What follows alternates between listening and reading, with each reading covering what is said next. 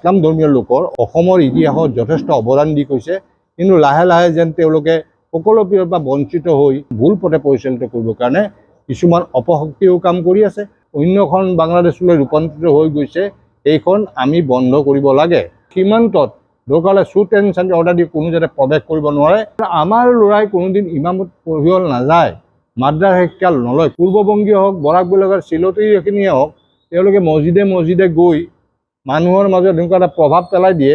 ইছলাম ধৰ্মীয় লোকৰ অসমীয়াৰ মাজত থকা ইয়াত মানে গৰীয়া হওক, মৰিয়া হওক, দেশী হওক, জোলহা হওক, চৈয়দসকল হওক বা পুংগল, মাইমল, কছাৰী মুছলিম, এই যিকেইটা জনগোষ্ঠীয়ে অসমৰ ইতিহাসত যথেষ্ট অৱদান দি গৈছে, কিন্তু লাহে লাহে যেন তেওঁলোকে সকলো পিনৰ পৰা বঞ্চিত হৈ যেন আজি সেইসকলক মিছলিড কৰাৰ কাৰণে ভুল পথে পৰিচালিত কৰিবৰ কাৰণে কিছুমান অপশক্তিও কাম কৰি আছে।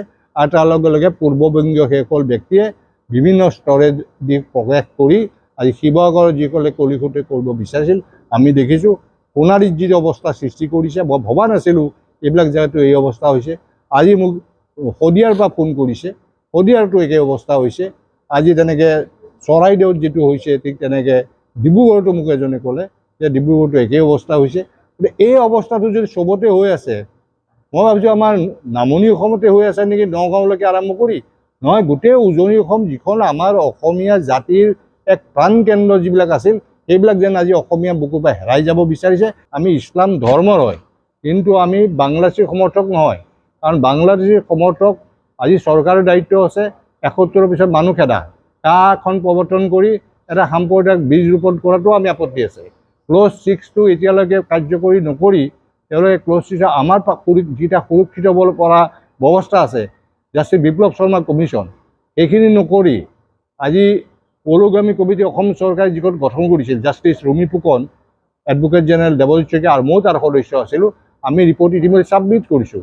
বহু বিভাগ কৰাই যিটো মানে আজি অন্যখন বাংলাদেশলৈ ৰূপান্তৰিত হৈ গৈছে, এইখন আমি বন্ধ কৰিব লাগে। বিদেশী হ'লে ইয়াৰ পৰা উচ্ছেদ কৰিলে তেওঁলোকে তালৈকে যাব, তাৰ পৰা উচ্ছেদ কৰিলে তালৈ যাব। গতিকে তেওঁলোকক তাৎক্ষণিকভাৱে নি মানে বাংলাদেশৰ বৰ্ডাৰত দি আঁতৰাই দিব লাগে। আৰু বন্দী চুক্তিকৰণ মানে যিখন প্ৰত্যাহ্বান চুক্তিপত্ৰখন, সেইখন তাৎক্ষণিকভাৱে কৰিব লাগে। আৰু সীমান্তত দৰকাৰলৈ শ্বুট এণ্ড ছাইড অৰ্ডাৰ দি কোনো যাতে প্ৰৱেশ কৰিব নোৱাৰে, যিটো পাকিস্তান বৰ্ডাৰৰ লগত আছে, এইটো বাংলাদেশ বৰ্ডাৰটো এইটো ব্যৱস্থা কৰক। এইকাৰণে কৈছোঁ যে নহ'লে এনে সুদ সদায় বহি থাকিব। আৰু বাংলাদেশী হিন্দুৱে হওক, বাংলাদেশী মুছলমান হওক, কাৰণ আমি 1960 চনত আমাৰ মাতৃভাষা জাতিটোৰ কাৰণে আমি শ্বহীদ হ'বলগীয়া হৈছে। ৭২ আমাৰ শিক্ষা আমি কি ভাষাত পঢ়িম, তাৰ কাৰণে আমি শ্বহীদ হ'বলগীয়া হৈছে। গতিকে এই কথাবিলাক আমি সকলোৱে অসম আন্দোলনত যিখিনি শ্বহীদ হৈছে, আজি এই প্ৰতিটো জনগোষ্ঠীৰ হৈছে। গতিকে আমি যিটো অৱদান বিভিন্ন ভাষা, জাতি, সাহিত্যৰ কাৰণে আমাৰ আছে, সেইখিনি আজি কোনো ইনুষ্টামূলি আমাক নষ্ট কৰিব নোৱাৰে। গতিকে আপোনালোকে আমাৰ যিকেইটা জনগোষ্ঠী আছে, তেওঁলোকক যাতে কোনো ভুল পথে পৰিচালিত কৰিব নোৱাৰে। এইটো মুছলিমৰ বিৰুদ্ধে, এইটো অমুকৰ বিৰুদ্ধে। যদি মুছলিমৰ বিৰুদ্ধে হয়, বাকী জনগোষ্ঠীটো আমাৰ লগতে আছে, আমি একেলগে তাক প্ৰত্যাহ্বান দিম। কিন্তু সেইবুলি আমি আঁতৰি যাম আৰু ইয়াতে সেই মৌলবাদী শাসন ব্যৱস্থা লাহে লাহে আৰম্ভ কৰিছে। আজি 2 ঘৰ, কালি 4খন পৰিয়াত ঘৰ আৰু বাধা প্ৰদান কৰি আছোঁ। এইবিলাক আমি ধৰ্মীয় উন্মাদনা। এতিয়া এটা বুৰ্খাৰ কথাটো ওলাইছে, হয়, এইটো আমাৰ সংস্কৃতি নাছিল, হৈ গ'ল, কৰি পেলোৱা হ'ল। কাৰণ আমাৰ ল'ৰাই কোনোদিন ইমামত পঢ়িব নাযায়, মাদ্ৰাছা শিক্ষা নলয়, খুব কম সংখ্যক। যিবিলাক ওলাই পূৰ্ববংগীয় হওক, বৰাক বেলগৰ চিলতিখিনিয়ে হওক, তেওঁলোকে মছজিদে গৈ মানুহৰ মাজত এনেকুৱা এটা প্ৰভাৱ পেলাই দিয়ে। গতিকে আমাৰ মানুহবিলাক ধৰ্মৰ প্ৰতি খুব আসক্ত হৈ এই প্ৰভাৱত তেওঁলোক বন্দী হৈ পৰে। এই দিশটো চাব লাগিব আমি। গতিকে মই সকলো জাতি জনগোষ্ঠীক কওঁ, আমাৰ বাহিৰেও আপোনালোকে সহায় কৰক।